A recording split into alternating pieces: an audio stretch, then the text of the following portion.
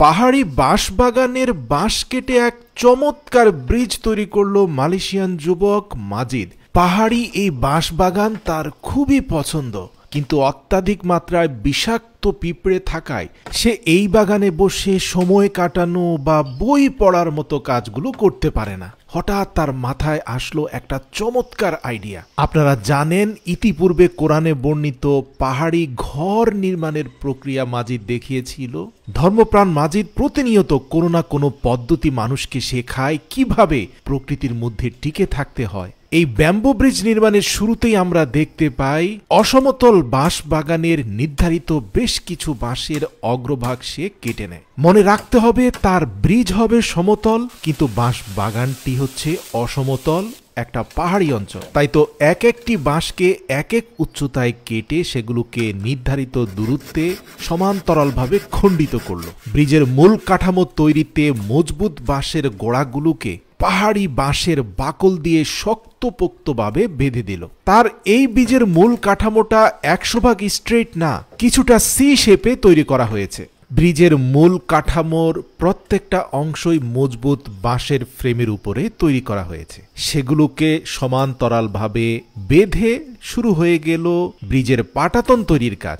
আর এজন্য প্রত্যেকটি বাঁশকে দ্বিখণ্ডিত করা হলো তার হাতে থাকা ধারালো চাপাতি দিয়ে। কোনো কোনো বাঁশকে 4 খণ্ড এমনকি 6 খণ্ডে খণ্ডিত করা হলো বাঁশের মজবুত কঞ্চিগুলো বের করার জন্য। জমানো সবগুলো কঞ্চিকে তার পূর্ব থেকে তৈরি করা ব্রিজের ফ্রেমের উপরে ধারাবাহিকভাবে সবুজ প্রান্ত উপরের দিকে রেখে ব্রিজের পাটাতন সাজিয়ে ফেলল।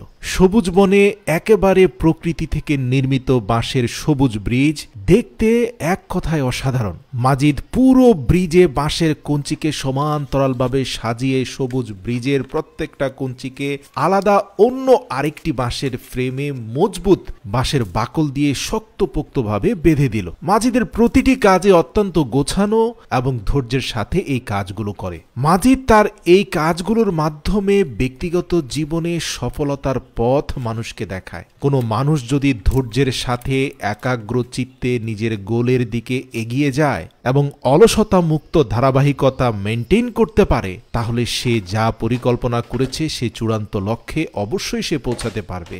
যেমন মাজিদ তার এই চমৎকার ব্রিজটি তৈরি করেই দ্বিতীয় ধাপে ব্রিজের মাথায় সে দোচালা ব্যাম্বো হাউস নির্মাণের কাজও শুরু করে দিয়েছে, যার ধারাবাহিকতায় নিচের মাচা তৈরি করার পরে অনেকগুলো বাঁশকে পাটাতনের মধ্যে সাজিয়ে শক্তপোক্ত করে বেঁধে এবার খানিকটা বড় সাইজের বাঁশের কঞ্চি বের করে সেগুলো দিয়ে তার ব্যাম্বো ট্রি হাউজের মাচার কাজ এবং লম্বা করে কাটা বাঁশ দিয়ে তার ট্রি হাউজের দোচালা ঘরের স্ট্রাকচার দাঁড় করিয়ে দিল। তার পাশাপাশি অসংখ্য বাঁশকে দুপাশে সাজিয়ে একটা চমৎকার ব্যাম্বো ট্রি হাউজ তৈরি করে ফেলল।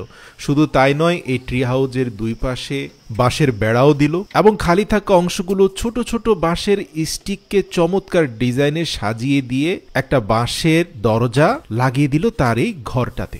জেনে অবাক হবেন, এই পুরো কাজ শেষ করে মাজিদ খুবই ক্ষুধার্ত হয়ে গিয়েছিল। তাই সে এই পাহাড়ি জঙ্গলের কচি বাঁশ মূল থেকে উঠিয়ে সেটাকে আগুনে পুড়িয়ে সিদ্ধ করে কচি বাঁশের উপরের বাকল ফেলে দিয়ে ভেতরে সিদ্ধ হওয়া নরম তুলতুলে বাঁশ খেয়ে সে তার ট্রি হাউজের সেলিব্রেশন করলো। আমার আপনার হয়তো অসংখ্য বাঁশ বাগান আছে, কিন্তু মাজিদের মতো চিন্তা শক্তি এবং সে অনুযায়ী কঠোর পরিশ্রম করার মানসিকতা নেই। সত্যি কথা বলতে কি, ব্যক্তিগত জীবনে সফল হতে হলে শুধু পরিকল্পনা করে সেই পরিকল্পনা নিয়ে ঘুমিয়ে থাকলে হবে না। আমাদের দেশীয় যুবকদের অসংখ্য পরিকল্পনা ভেস্তে যায় অ্যাকশনের অভাবে। তাই আজই কাজে নেমে পড়ুন যা আপনি করতে চান। বিশ্বাস করুন, সাহস নিয়ে শুরু করে দিন, দেখবেন শেষটাও আপনি করে ফেলেছেন সফলতার সাথে।